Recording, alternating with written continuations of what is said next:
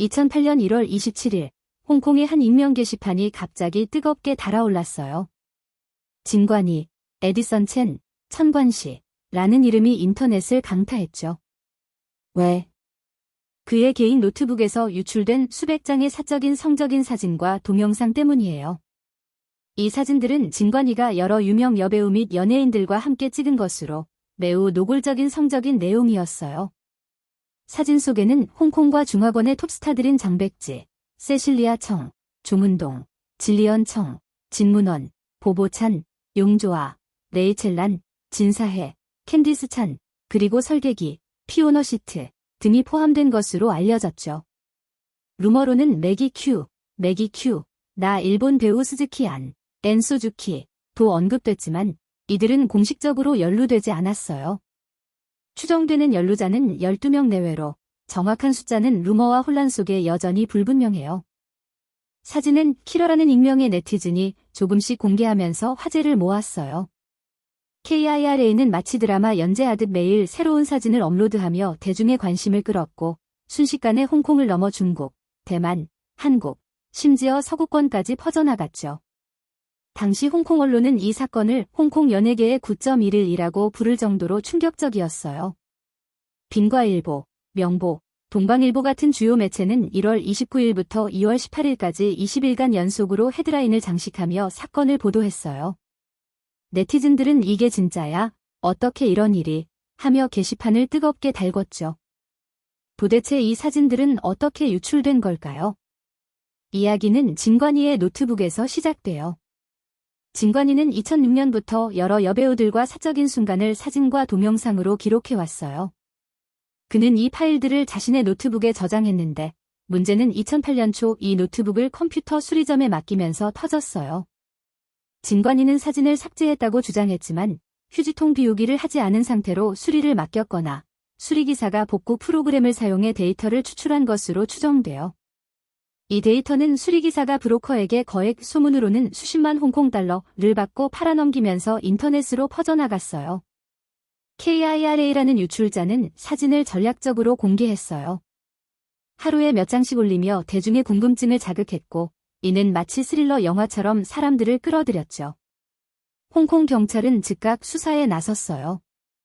2008년 1월 31일 첫 용의자를 체포했고 이후 수사를 확대해 총 9명을 조사했지만 정작 KIRA의 정체는 끝내 밝혀지지 않았어요.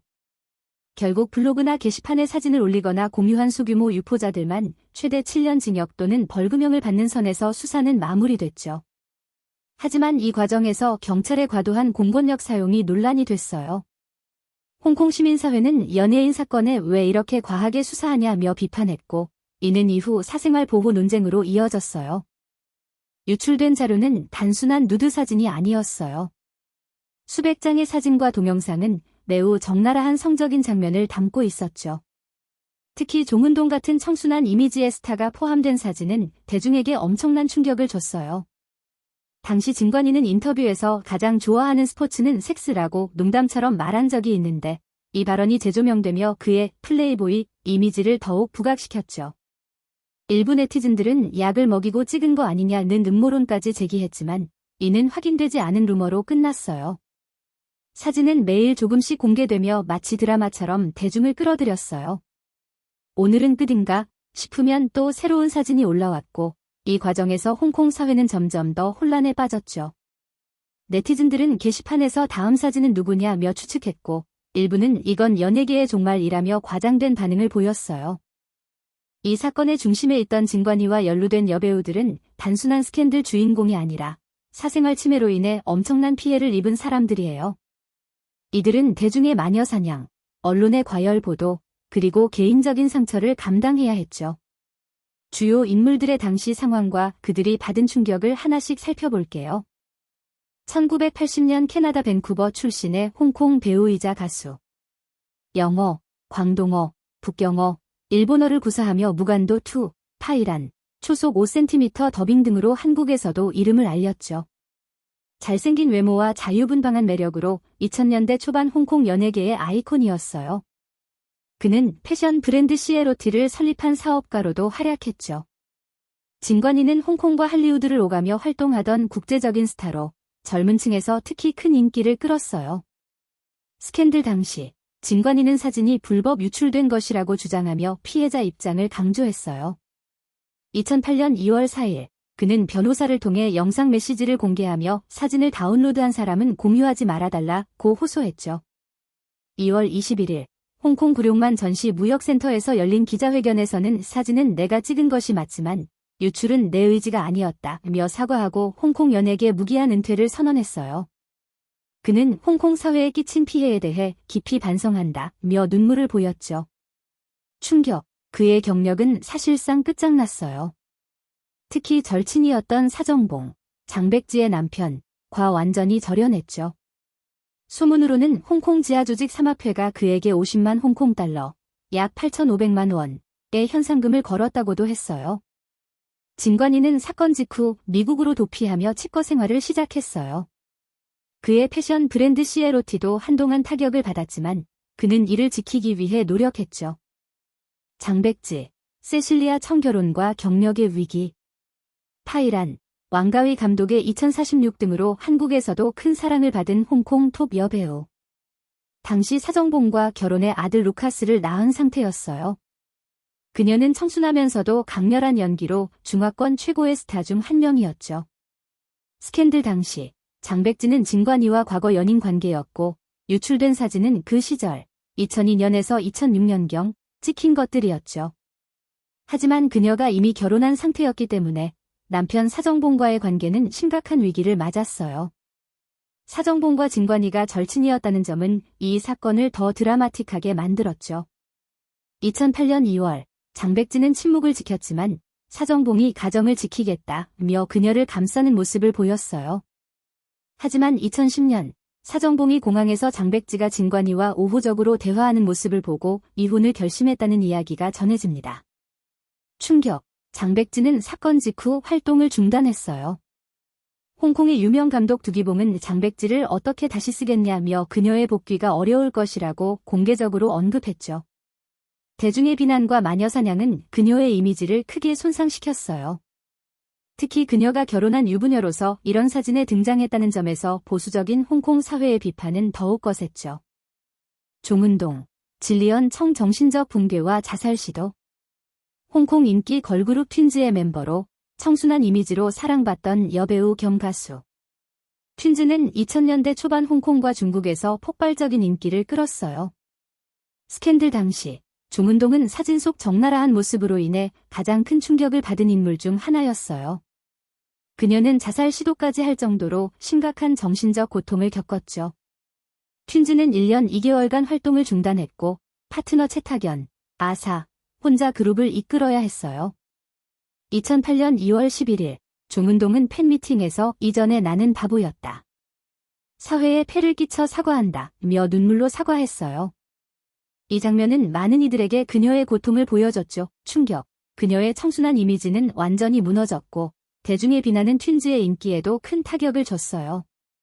특히 그녀를 향한 일부 팬들의 배신감은 청순한 이미지가 다 거짓이었다는 비판으로 이어졌어요. 진문원, 보보찬 약혼 파탄의 아픔. 홍콩 여배우 겸 가수로 2006년에 이미 연예계를 은퇴한 상태였어요. 그녀는 부드러운 이미지로 사랑받던 스타였죠. 스캔들 당시 진문원은 은퇴 후 약혼자와 평범한 삶을 준비하고 있었지만 과거 진관이와 찍은 사진이 유출되며 약혼이 파탄났어요.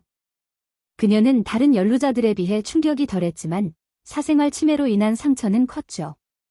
그녀는 공식적으로 사과하거나 복구하지 않고 조용히 침묵을 지켰어요. 충격, 연예계 복귀 계획은 없었지만 약혼 파탄으로 개인적인 삶에 큰 영향을 받았어요.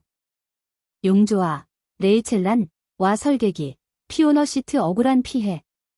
용조아, 이 사건과 직접적인 관련이 적었지만 튠즈 콘서트 취소 등으로 간접적 피해를 입었어요.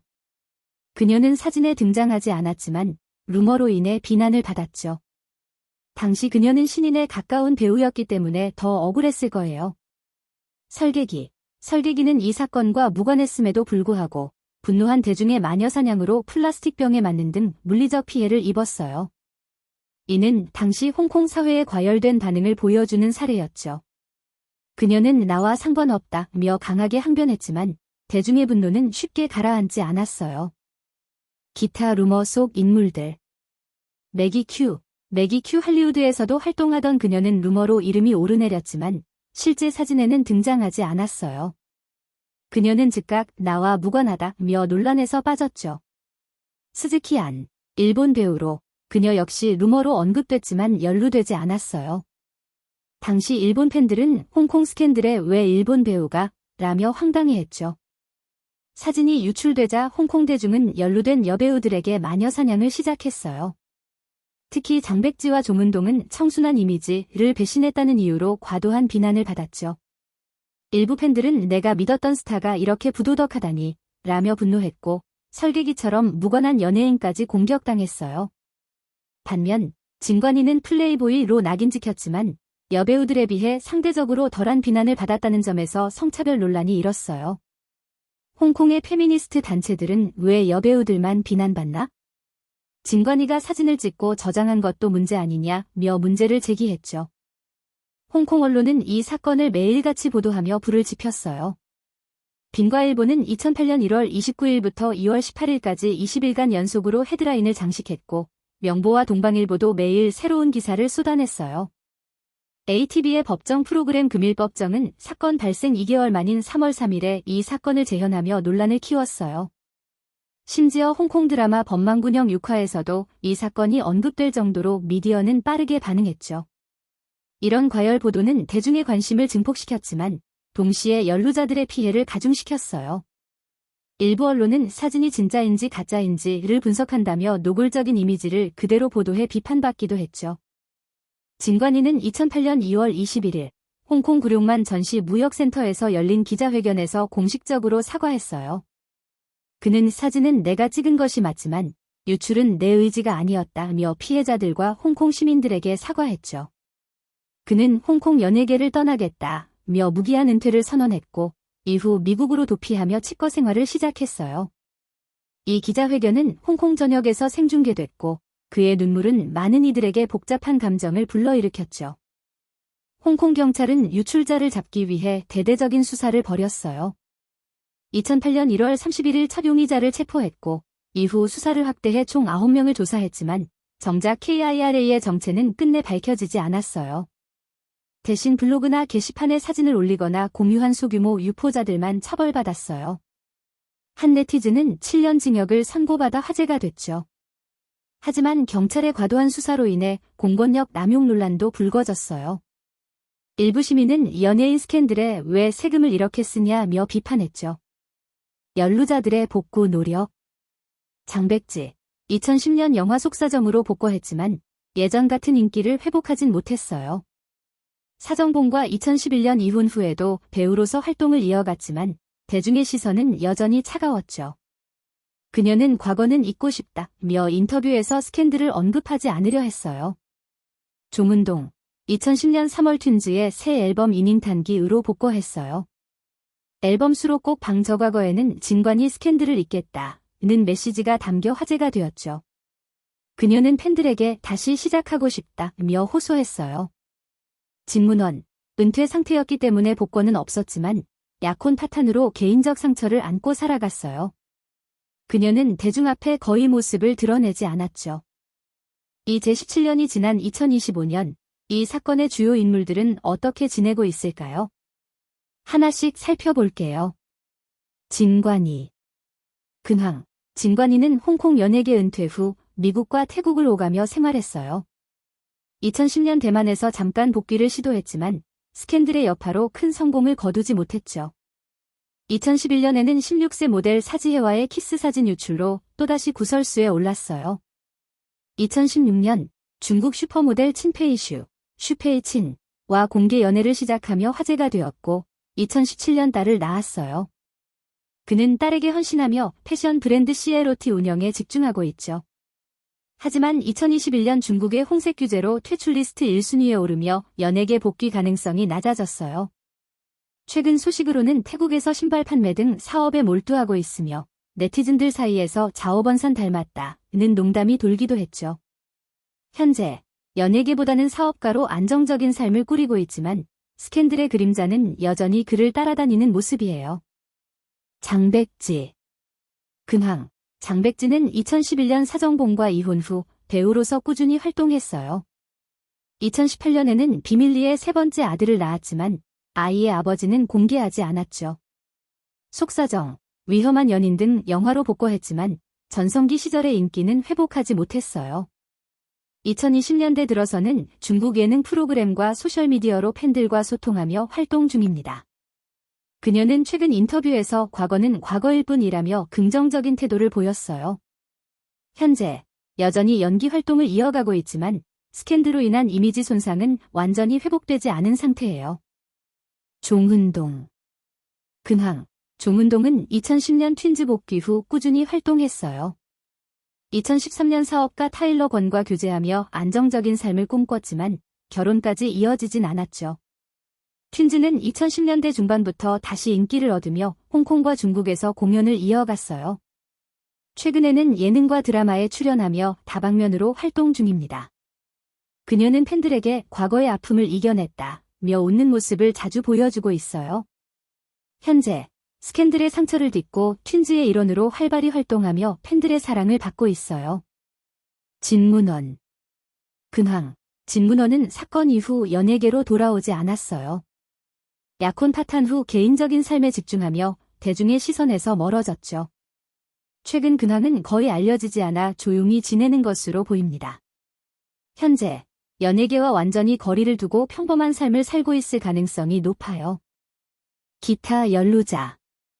용조와 스캔들과 직접적 연관은 적었지만 당시 피해를 입은 연예인 중 한 명으로 이후 소규모 활동을 이어갔어요. 현재는 대중의 관심 밖에서 조용히 지내는 중입니다. 설계기, 무관했음에도 피해를 입었지만 이후 내 사랑 내 곁에 등 드라마로 복거하며 활동을 이어갔어요. 2020년대에는 가수로서도 활약 중입니다. 자, 여러분. 진관이 섹스 스캔들을 파헤쳐봤어요. 이 사건은 단순한 스캔들을 넘어 홍콩 사회와 연예계에 깊은 상처를 남겼죠. 연루된 여배우들은 피해자임에도 불구하고 마녀 사냥을 당했고 진관이는 자신의 경력을 잃으며 큰 대가를 치렀어요. 여러분은 이 사건 어떻게 생각하시나요? 연예인의 사생활은 어디까지 보호받아야 할까요? 그리고 마녀 사냥 문화는 지금도 여전한데 우리는 어떻게 바뀌어야 할까요? 댓글로 여러분의 생각 나눠주세요. 다음 영상에서도 더 흥미로운 이야기로 찾아올게요. 구독과 좋아요, 알림 설정 잊지 마시고 그럼 다음에 만나요. 오늘은 전 세계적으로 큰 논란을 일으킨 미국 플로리다의 데브라 라파브 사건을 깊이 파헤쳐 보겠습니다. 이 사건은 2004년 한 젊은 여교사가 14세 남학생과 부적절한 관계를 맺으면서 국제적인 주목을 받은 사례로 교사와 학생 간의 관계, 법적 처벌, 그리고 사회적 파장에 대한 많은 논쟁을 불러일으켰죠. 자, 그럼 이 사건의 전말을 최대한 자세히, 생동감 있게 풀어볼게요. 준비되셨나요? 시작합니다. 여러분, 2004년 미국 플로리다주 템파라는 도시에서 벌어진 이 사건은 정말 충격적이었어요. 주인공은 당시 23세였던 데브라 라파브, 본명은 데브라 진 비즐리. 그녀는 템파 근교의 엔젤로 엘 그레코 중학교에서 영어 교사로 일하고 있었죠. 겉보기엔 완벽한 삶을 사는 것 같았어요. 2003년에 결혼한 신혼부부, 예쁘고 젊은 금발의 교사, 그리고 학생들 사이에서 핫한 선생님으로 통했던 그녀. 하지만 이 완벽해 보이던 삶은 단 몇 달 만에 산산조각 나게 됩니다. 어떻게? 바로 14세 남학생과의 부적절한 관계 때문이죠. 이 사건은 단순히 지역 뉴스를 넘어 전 세계적으로 헤드라인을 장식했어요. 왜냐? 당시 여성 교사가 미성년 학생과 성적인 관계를 맺는 사건은 매우 드물었고 데브라의 외모와 변호사의 논란 발언까지 더해지면서 이 사건은 미디어의 먹잇감이 됐거든요. 자, 그럼 이 사건의 타임라인을 하나씩 따라가면서 무슨 일이 있었는지, 그리고 왜 이렇게 큰 파장을 일으켰는지 자세히 알아볼게요. 먼저 데브라 라파브라는 인물을 좀 더 알아볼까요? 1980년 8월 28일에 태어나 플로리다에서 태어난 데브라는 어린 시절부터 외모로 주목받는 사람이었어요.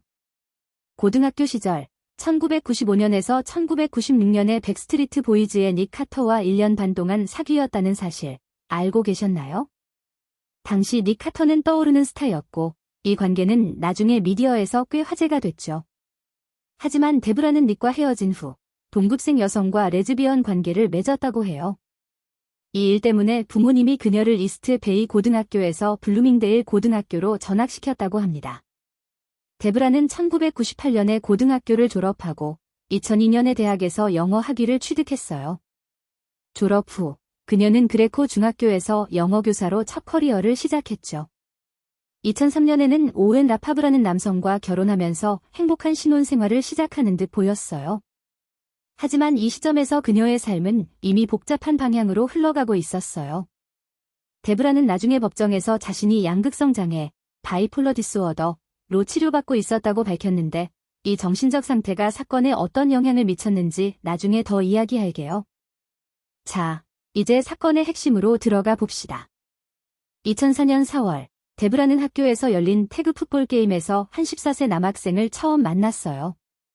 이 학생은 데브라의 직접적인 제자는 아니었지만 그녀는 이미 학교에서 젊고 예쁜 교사로 소문난 터라 학생들 사이에서 유명했죠. 이 소녀는 친구와 함께 데브라에게 다가가 말을 걸었고 여기서부터 두 사람의 관계가 시작됐어요. 2004년 5월, 학년 말 행사로 졸업생들이 올랜도 시월드에 가는 졸업 여행이 있었어요. 데브라는 이 행사의 인솔교사로 참여했는데 이때 소년과 더 가까워졌다고 해요. 데브라의 남편 오웬도 이 여행에 함께 있었지만 두 사람은 이미 서로에게 친밀감을 느끼기 시작했죠. 소년은 데브라가 자신에게 특별한 관심을 보인다고 느꼈고 데브라는 소년을 구금실에 남게 하거나 방과 후에 함께 시간을 보내는 등 점점 더 가까워졌어요. 심지어 소년의 친구들까지 초대해서 함께 시간을 보낸 적도 있었다고 하네요. 이 시점에서 두 사람의 관계는 이미 위험한 선을 넘고 있었어요.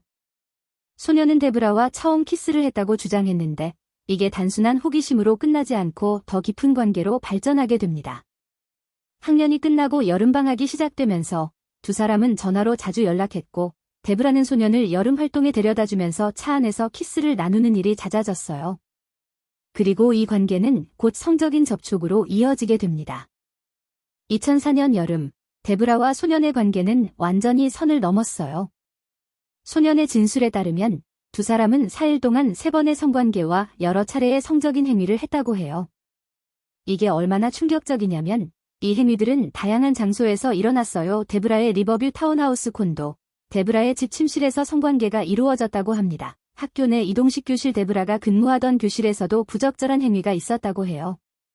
데브라의 차 안 2002년형 은색 이스즈 로데오 스포츠 차량의 뒷좌석에서 여러 차례 성관계가 있었는데 심지어 한 번은 소년의 15세 사촌이 차를 운전하는 동안 이루어졌다고 합니다.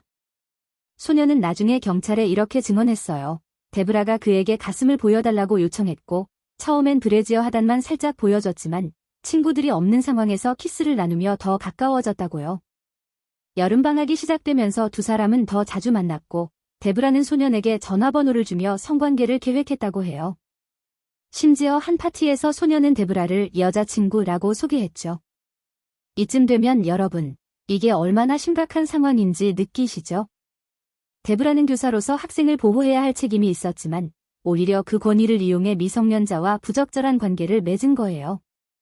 이 사건이 어떻게 발각됐는지 이제 그 부분으로 넘어가 볼게요. 2004년 6월, 이 관계는 소년의 가족에 의해 드러나게 됩니다.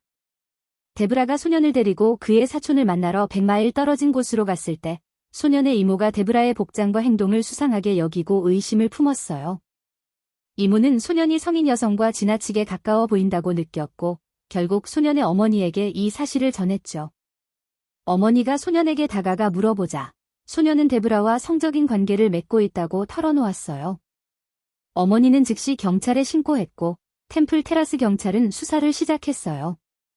경찰은 데브라와 소년의 전화통화를 녹음하기 시작했는데 이 녹음은 사건의 결정적인 증거가 됐어요. 녹음된 대화에서 데브라는 소년에게 애정 어린 태도를 보이며 심지어 소년이 임신 걱정을 하자 그건 걱정할 필요 없어 라고 말하는 모습이 포착됐죠. 책 데브러 라페이브, A 크라운 오브 뷰티 포 애시즈에 따르면 데브라는 이 소년과 18세가 되면 공개적으로 함께 살고 싶다는 꿈을 꾸었다고 해요. 그녀는 자신을 범죄자로 보지 않았던 거죠. 2004년 6월, 경찰은 충분한 증거를 확보하고 데브라를 체포했어요. 혐의는 미성년자에 대한 음란 또는 호색적 행위, 루드 오어 러시비어스 배터리와 법정 강간, 스태추토리 레입이었죠. 이 사건은 순식간에 지역 뉴스를 넘어 전 세계로 퍼져나갔어요. 왜냐? 당시 여성교사와 남학생 간의 성범죄는 드문 일이었고 데브라의 외모 키 큰 금발의 미인이기 때문에 미디어는 이 사건을 선정적으로 다루기 시작했죠. 데브라의 체포 소식은 2004년 여름을 뜨겁게 달궜어요.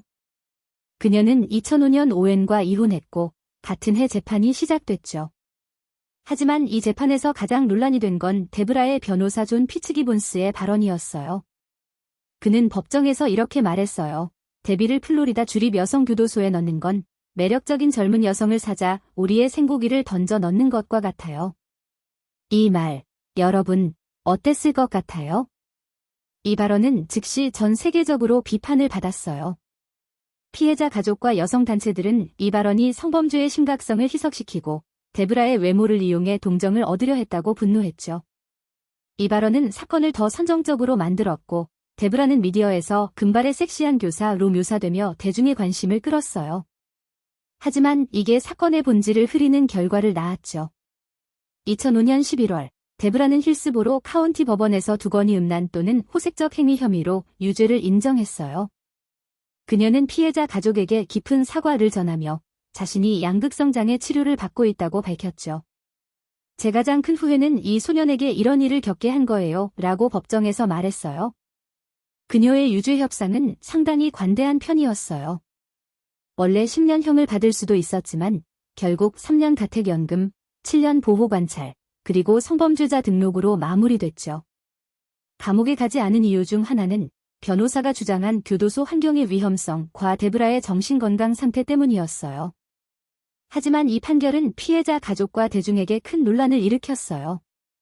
왜냐? 비슷한 시기에 다른 교사, 에셀 앤더슨은 더 무거운 38년 징역을 받았기 때문이죠. 데브라의 처벌은 가택연금과 보호관찰로 끝난 것 같았지만 이야기는 여기서 끝나지 않았어요. 2008년 1월 데브라는 보호관찰 조건을 위반했다는 이유로 또다시 법정에 섰어요. 그녀는 템파 근교의 식당, 데니 보이즈에서 17세 여직원과 포옹하고 성적인 주제를 포함한 대화를 나눴다고 해요. 데브라는 이를 그냥 여자들끼리의 대화라고 주장했지만 보호관찰 조건상 미성년자와의 신체 접촉이나 성적인 대화는 금지였죠. 다행히 법원은 이 위반이 의도적이고 중대하지 않다고 판단해 그녀를 감옥에 보내지 않았어요. 2011년 데브라는 쌍둥이 아들을 낳은 직후 보호관찰 조기 종료를 요청했어요. 그녀는 이미 커뮤니티 서비스와 성범죄자 교육을 완료했고 $13,000의 법원 비용도 갚았다고 주장했죠. 당시 판사회인 팀워머는 데브라와 농담을 나누며 쌍둥이 육아의 고충에 대해 이야기했다고 해요. 그녀의 보호관찰을 4년 일찍 종료해줬어요. 하지만 피해자 가족과 검찰은 강하게 반발했고 이 결정은 2012년 항소심에서 뒤집혔어요. 결국 데브라는 플로리다 대법원에 상소했고 2014년 10월 대법원은 항소법원이 관할권이 없었다며 데브라의 손을 들어줬어요. 이로써 그녀는 보호관찰을 조기에 종료할 수 있었고 더 이상 야간 통행금지나 여행 제한 같은 조건을 지킬 필요가 없게 됐죠. 하지만 성범죄자 등록은 여전히 유지됐어요. 그렇다면 2025년 현재 데브라는 어떤 삶을 살고 있을까요? 그녀는 이제 본명인 데브라 진 비즐리로 돌아가 템파 근교의 러스킨에서 조용히 살고 있어요. 2011년에 쌍둥이 아들을 낳았고 이후 새 남편과 결혼해 데브라 윌리엄스라는 이름으로 생활 중이죠. 성범죄자 등록자 신분 때문에 그녀는 미성년자와 접촉할 수 없는 직업에서 일하며 보통은 주기적으로 주 정부에 자신의 거주지를 신고해야 해요. 데브라의 친구 조준이가는 2018년에 그녀의 이야기를 다룬 책 데브러 라페이브, A 크라운 오브 뷰티 포 애시즈를 출간했어요. 이 책에서 데브라는 자신의 행동에 대해 깊이 후회하며 양극성 장애와 어린 시절 겪은 트라우마, 8학년 때 동급생에게 성폭행당했다고 주장, 이 그녀의 판단에 영향을 미쳤다고 밝혔죠. 그녀는 인터뷰를 거의 하지 않고 조용한 삶을 유지하려고 노력 중이에요. 하지만 비슷한 사건이 뉴스에 나올 때마다 과거의 죄책감과 트라우마가 되살아난다고 해요. 주니가는 데브라가 진심으로 뉘우치고 있다고 전했어요. 그녀는 자신의 행동이 소년과 그의 가족, 그리고 자신 주변 사람들에게 큰 상처를 줬다는 걸 알고 있다고 해요. 하지만 템파 지역에서는 여전히 그녀를 알아보는 사람들이 많아서 쇼핑몰에 가도 시선을 느낀다고 하네요. 자, 여러분, 여기까지가 데브라 라파브 사건의 전말이에요. 이 사건은 단순히 한 사람의 잘못을 넘어 교사의 책임, 미성년자 보호, 그리고 미디어의 책임감에 대해 많은 생각을 던져줬어요. 여러분은 이 사건을 어떻게 보시나요? 데브라의 처벌이 너무 관대했다고 생각하시나요? 아니면 그녀의 정신건강과 트라우마를 고려해야 한다고 보시나요? 댓글로 여러분의 생각을 공유해주세요. 그리고 이 사건에 대해 더 궁금한 점이 있다면 아래 댓글로 질문 남겨주세요. 구독과 좋아요 부탁합니다. 안녕하세요, 여러분. 오늘은 할리우드 역사상 가장 아이코닉한 스타, 마릴린 먼로의 파란만장한 삶과 그녀의 러브스토리, 그리고 논란으로 가득했던 스캔들을 깊이 파헤쳐 볼게요. 마릴린은 단순한 배우가 아니에요.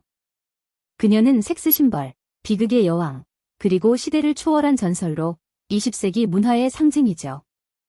1926년부터 1962년까지 36년의 짧지만 강렬한 삶을 살았던 그녀의 이야기를 생생하게 풀어볼게요. 여러분, 마릴린 먼로의 이야기를 시작하기 전에 그녀의 본명부터 알아볼까요? 1926년 6월 1일, 캘리포니아 로스앤젤레스에서 태어난 노마 진 모텐슨이 바로 마릴린 먼로예요. 그녀의 어머니 글래디스 펄 베이커는 영화 편집자였지만 정신분열증으로 고통받았고 아버지의 신원은 공식적으로 불분명해요. 일부 기록은 찰스 스탠리 기퍼드를 아버지로 지목하지만 마릴린은 평생 아버지를 모르고 자랐어요. 글래디스는 경제적, 정신적 불안으로 노마진을 제대로 돌볼 수 없었죠. 결국 노마진은 고아원과 위탁가정을 전전하며 어린 시절을 보냈어요. 7살 때 위탁가정에서 성적학대를 당했다는 이야기도 그녀의 전기에서 전해지죠. 이런 불우한 환경 속에서도 노마진은 책과 영화에 푹 빠져 스타가 되겠다는 꿈을 키웠어요. 노마진은 학교에서 수줍은 소녀로 연극과 댄스에 재능을 보였어요. 그녀는 진 할로우 같은 할리우드 스타를 동경하며 언젠가 나도 저렇게 빛날 거야 라고 다짐했죠. 하지만 위탁가정의 불안정한 삶은 그녀에게 깊은 상처를 남겼어요. 16살이던 1942년, 위탁가정의 압박을 벗어나기 위해 이웃 청년 제임스 도허티와 결혼했어요. 이 결혼은 사랑보다는 안정적인 삶을 위한 선택이었죠. 제임스는 21살의 상선 선원이었고, 둘은 잠시 행복한 시간을 보냈지만, 제2차 세계대전으로 제임스가 입대하면서 관계는 흔들리기 시작했어요. 이 시기, 노마진은 로스앤젤레스의 군수 공장에서 비행기 부품을 조립하며 일했어요. 그러던 1944년, 사진작가 데이비드 코넌버가 군수 공장 촬영 중 그녀를 발견했죠. 미소가 정말 매력적이야, 라며 찍은 사진은 옌 잡지에 실리며 큰 주목을 받았어요. 이 기회를 계기로 노마진은 모델 일을 시작했고, 금바로 염색하며 마릴린 먼로라는 예명을 만들었어요. 그녀의 삶은 여기서부터 완전히 바뀌기 시작했죠. 1946년, 마릴린은 제임스와 이혼하고 20세기 폭스와 첫 계약을 맺었어요. 초기엔 데인저러스 이어즈, 1947년, 스커더 후, 스커더 헤이, 1948년, 같은 단역으로 시작했지만 그녀의 독특한 매력, 숨결 섞인 목소리, 관능적인 미소, 금발 곡선미는 빠르게 주목받았죠. 1950년, 존 휴스턴의 더 에스폴트 정겔과 올 어바웃 이브에서 조연으로 출연하며 비평가들의 눈길을 사로잡았어요. 특히 올 어바웃 이브에서 그녀의 짧은 등장은 관객들에게 강렬한 인상을 남겼죠. 1953년은 마릴린의 전성기 시작점이었어요. 나이에 들어에서 섹시한 팜파탈로 등장하며 스타덤에 올랐고 같은 해 젠틀먼 프리퍼 블란즈즈와 하우 투 메리 에이 미려네어로 세계적인 섹스 심벌로 자리 잡았어요. 다이먼즈즈 R.A. 걸즈 베스트 프렌드 장면은 지금도 할리우드 역사상 가장 상징적인 퍼포먼스 중 하나로 꼽히죠. 그녀의 금발머리, 붉은 립스틱, 그리고 관능적인 춤은 전 세계를 홀렸어요. 1955년 더 세븐 이어 이치의 지하철 바람 장면은 그녀를 영원한 아이콘으로 만들었죠. 하지만 마릴린은 멍청한 금발 이미지에 갇히는 걸 싫어했어요. 그녀는 사람들은 나를 섹시한 인형으로만 보지만 나는 진짜 배우가 되고 싶다고 말했죠. 1955년 그녀는 뉴욕으로 가서 액터스 스튜디오에서 리 스트라스버그 밑에서 연기를 공부했어요. 버스 스톱 1956년에서 진지한 연기로 호평받았고 Some Like It Hot 1959년에서는 코믹 연기와 섹시함을 완벽히 조화시켜 골든글로브를 수상했죠. 하지만 그녀의 사생활과 정신적 불안은 그녀의 경력을 계속 위협했어요. 마릴린의 삶은 화려했지만 논란과 스캔들로 점철됐어요. 그녀는 사랑받는 스타였지만 그 이미지는 그녀를 올가매는 족쇄이기도 했죠. 주요 스캔들을 하나씩 파헤쳐 볼게요.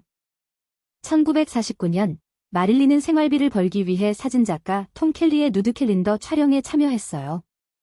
당시 $50를 받고 찍은 이 사진은 1953년 플레이보이 창간호 표지로 실리며 전 세계적으로 화제가 됐죠. 휴 해프너는 이 사진을 $500에 사들였지만 마릴린은 단 한 푼도 받지 못했어요. 이 사건은 그녀가 스타로 떠오르던 시기에 큰 논란을 일으켰어요. 20세기 폭스는 이미지 손상을 우려했지만 마릴린은 기자회견에서 돈이 필요했다. 굶고 싶지 않았다. 고 솔직히 밝혔어요. 이 솔직함은 오히려 대중의 공감을 얻었고 그녀의 진실된 매력을 각인시켰죠. 하지만 이 사건은 그녀를 영원히 섹스 심벌로 낙인 찍었어요. 마릴린의 두 번째 남편 조 디마지오와의 결혼 1954년에서 1955년은 끊임없는 스캔들로 주목받았어요. 특히 더 세븐 이어 이치 1955년 촬영 중 뉴욕 렉싱턴 애비뉴에서 찍은 지하철 바람 장면은 전설적인 스캔들이 됐죠. 마릴린의 하얀 드레스가 바람에 날리며 속옷이 드러나는 장면을 수천 명의 군중이 지켜봤고 디마지오는 질투로 분노했어요. 그는 내 아내가 저렇게 노출되다니 라며 촬영장을 떠났고 이 사건은 두 사람의 결혼이 끝나는 계기가 됐어요.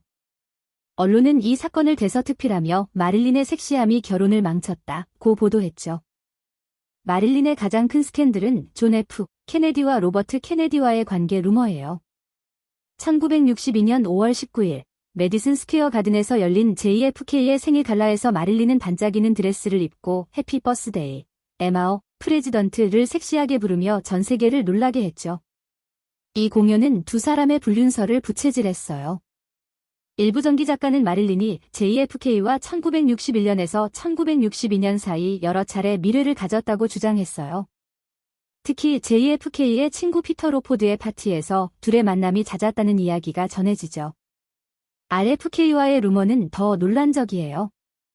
마릴린의 친구들은 그녀가 RFK와도 감정적으로 얽혔다고 주장했지만 증거는 희박해요.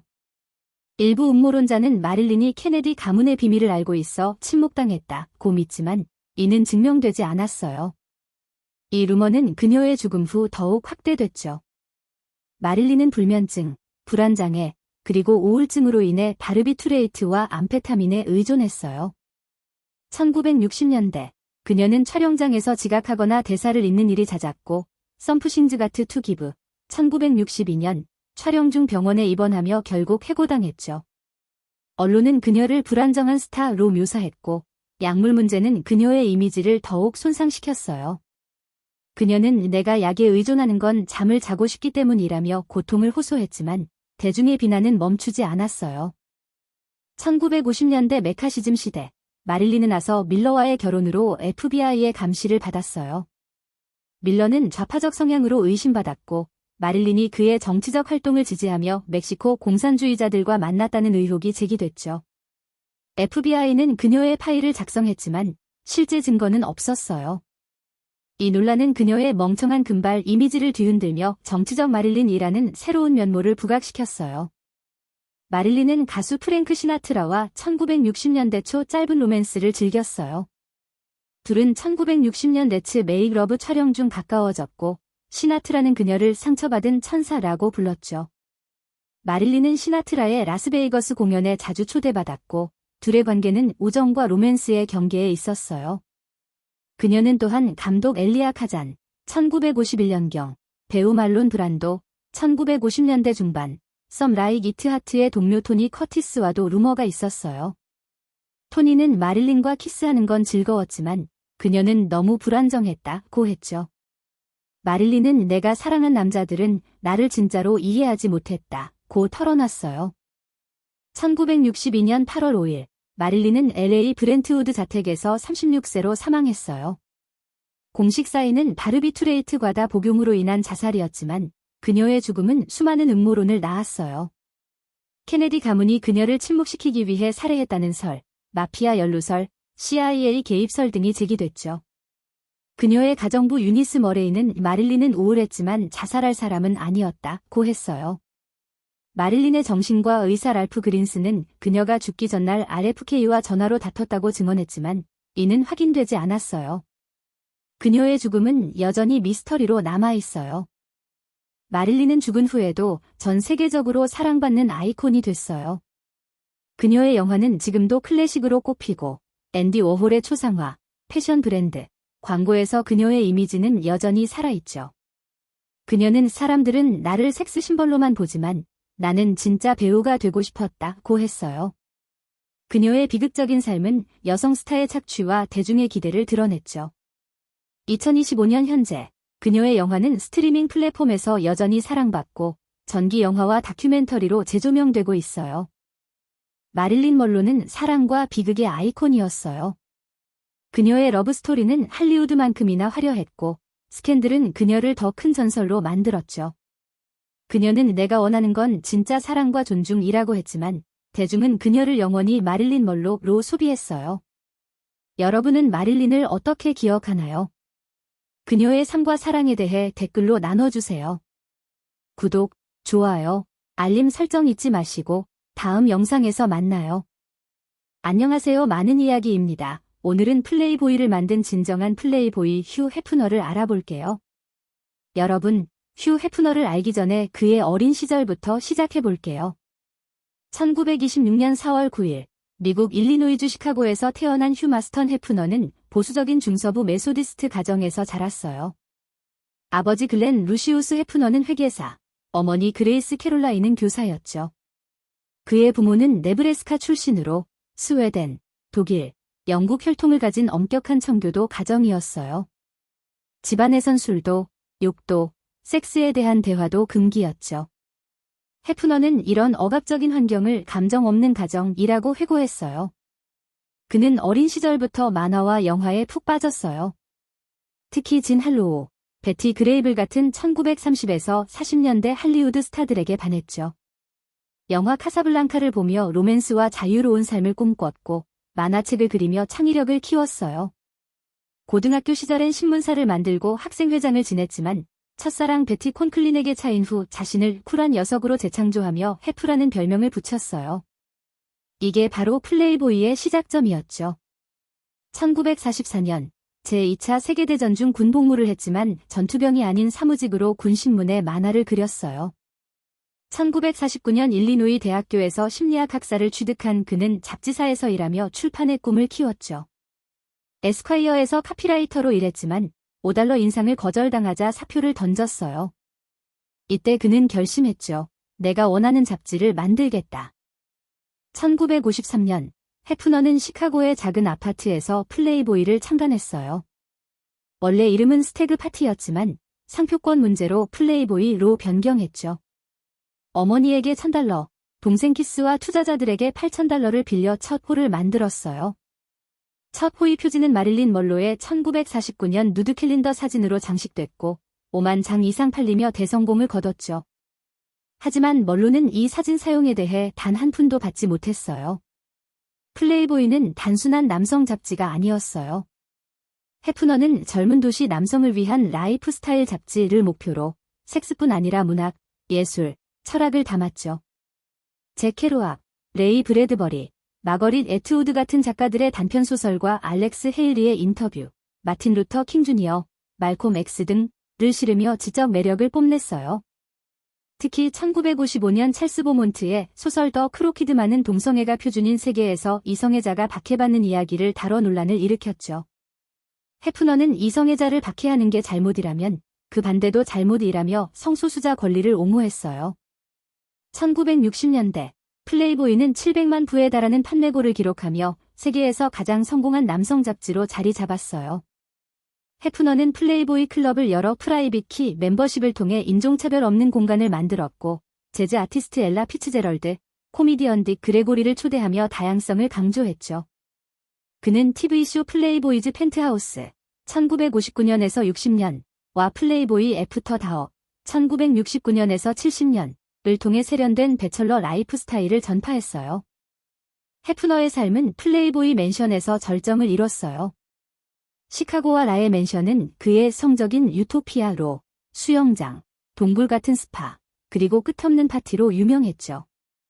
그는 실크 파자마를 입고 파이프를 물며 플레이보이 철학을 실천했어요. 이 철학은 자유로운 섹슈얼리티, 소비문화, 그리고 개인의 해방을 강조했죠. 하지만 이곳은 단순한 파티 장소가 아니었어요. 많은 여성들이 맨션에서의 삶이 통제와 착취로 가득했다고 폭로했죠. 1963년, 그는 제인 맨스필드의 누드 사진을 실은 혐의로 음란물 유포로 체포됐지만 배심원단의 의견 불일치로 무죄를 받았어요. 1970년, 그는 급진적 페미니스트들이 플레이보이의 로맨틱한 남녀 사회를 반대한다며 페미니즘을 비판하는 기사를 실었고, 이는 큰 논란을 낳았죠. 페미니스트들은 그를 여성을 성적 대상화한다고 비난했지만, 그는 여성의 섹슈얼리티 해방을 옹호했다고 주장했어요. 이제 여러분이 가장 궁금해할 부분, 해프너의 러브 스토리. 그는 수많은 여성들과 연애하며 플레이보이라는 별명을 몸소 증명했어요. 그의 관계는 단순한 로맨스가 아니라 플레이보이 브랜드와 얽힌 복잡한 다이내믹을 보여줬죠. 주요 여성들과의 이야기를 하나씩 살펴볼게요. 해프너의 첫사랑은 밀드레드 밀리 윌리엄스였어요. 1949년, 그는 노스웨스턴 대학 동기인 밀리와 결혼했죠. 하지만 밀리는 해프너가 군 복무 중일 때 불륜을 저질렀다고 고백했고, 이는 그에게 큰 상처를 남겼어요. 그는 그녀가 내 첫 여성이었는데 배신당했다고 회고했죠.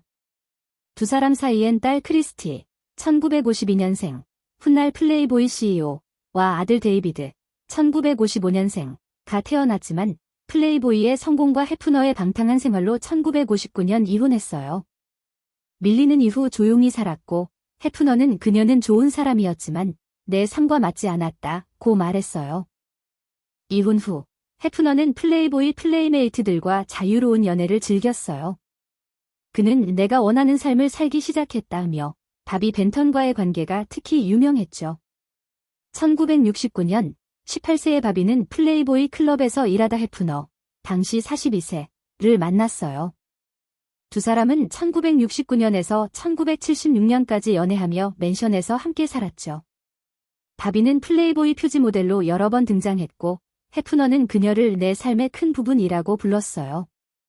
하지만 바비는 결혼을 원했지만 해프너는 결혼은 내 스타일이 아니다라며 거부했고 결국 헤어졌어요. 이 시기 그는 신시아 매독스 카렌 크리스티 같은 플레이메이트들과도 데이트했어요. 그는 나는 한 번에 여러 여성과 연애하며 자유를 만끽했다고 했죠. 하지만 일부 여성들은 해프너는 매력적이지만 통제적이었다며 맨션에서의 삶이 자유롭지 않았다고 폭로했어요. 1989년 해프너는 kimberly 콜레드와 두 번째 결혼을 했어요. kimberly는 1988년 플레이메이트로 26세의 나이에 63세의 해프너와 결혼했죠. 두 사람 사이엔 아들 마스턴, 1990년생과 쿠퍼, 1991년생가 태어났어요. 해프너는 kimberly는 내게 안정감을 줬다고 했지만 결혼 생활은 순탄치 않았어요. kimberly는 맨션의 파티 문화를 싫어했고 1998년 별거 후 2010년 공식 이혼했죠. 이혼 후 kimberly는 자선 활동에 집중하며 조용히 살았어요. 2000년대 해프너는 리얼리티쇼 더 걸스 넥스트 도어로 3명의 여자친구와 함께 화제를 모았어요. 홀리 메디슨, 브리짓 마커트, 캔드라 윌킨스는 맨션에서 함께 살며 그의 공식 여자친구로 불렸죠. 이 쇼는 맨션의 화려한 삶을 보여줬지만 뒷이야기는 달랐어요. 홀리 메디슨, 홀리는 2001년에서 2008년까지 해프너의 넘버원 여자친구였어요. 그녀는 결혼과 아이를 원했지만 해프너는 이미 아이가 넷 있다며 거부했죠. 홀리는 2015년 회고록 다운 더 레비트 홀에서 맨션 생활을 감옥 같았다고 폭로했어요.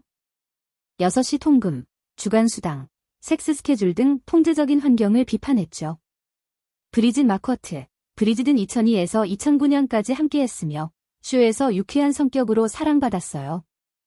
그녀는 해프너를 친절한 사람이라고 옹호했지만 맨션의 엄격한 규칙은 인정했죠. 캔드라 윌킨슨, 19세에 맨션에 입성한 캔드라는 2004에서 2009년까지 머물렀어요. 그녀는 해프너는 나를 가족처럼 대해줬다고 했지만 나중엔 그의 나이 때문에 깊은 로맨스는 없었다고 털어놨어요.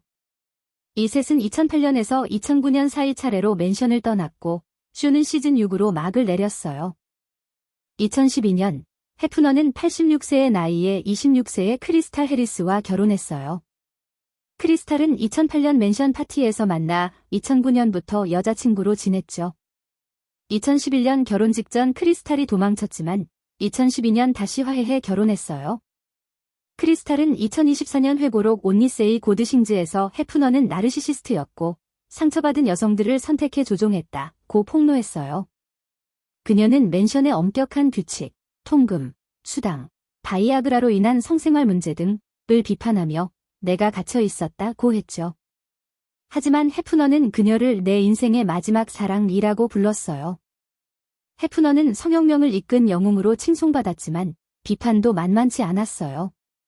페미니스트들은 플레이보이를 여성을 상품화한다고 비난했고 글로리아 스타이넘은 1963년 플레이보이 클럽에서 잠입 취재 후 버니들은 착취당한다고 폭로했죠. 홀리 메디슨과 크리스탈 해리스 같은 전 여자친구들은 맨션의 통제적인 환경을 고발하며 해프너가 자유를 내세웠지만 실제로는 여성들을 통제했다고 주장했어요. 해프너는 이에 대해 나는 여성을 해방시켰다며 반박했어요. 그는 플레이보이는 여성의 섹슈얼리티를 자연스럽게 받아들이도록 했다고 주장했죠. 하지만 그의 이상적인 여성은 늘 젊고 금발이었고 이는 그가 1940년대 핀업걸, 베티 그레이블 등에 뿌리를 둔 사랑지도, 러브매프에서 비롯됐다고 했어요. 2010년대 플레이보이는 인터넷 포르노의 등장으로 쇠퇴했어요. 2015년 해프너는 누드를 없애겠다고 선언했지만 반발로 2017년 복구했죠. 그는 2016년 아들 쿠퍼에게 창의적 통제권을 넘겼어요. 2017년 9월 27일 그는 LA 플레이보이 맨션에서 91세로 사망했어요. 쌓이는 신부전과 폐혈증이었죠. 그의 죽음은 전 세계적으로 보도됐어요. 누군가는 그를 성혁명의 선구자로, 누군가는 착취의 상징으로 기억했죠. 플레이보이 제국은 여전히 존재하지만 과거의 영광은 많이 퇴색했어요.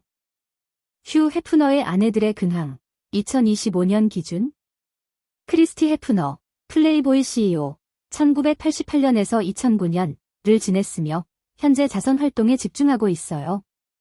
바비 벤턴, 배우와 가수로 활동 후 은퇴, 현재는 부동산 사업에 종사하며 조용히 살아요. 킴벌리 콜레드, 이혼 후 자선 활동과 육아에 집중, 공식 석상에 거의 안 나와요. 홀리 메디슨, 회고록 출간 후 리얼리티 스타로 활동, 2025년엔 팟캐스트와 예능에 출연 중. 크리스탈 해리스, 2024년 회고록 출간 후 작가로 활동하며 맨션의 어두운 면을 계속 고발하고 있어요. 휴 해프너는 성혁명을 이끈 아이콘이자 논란의 중심이었어요.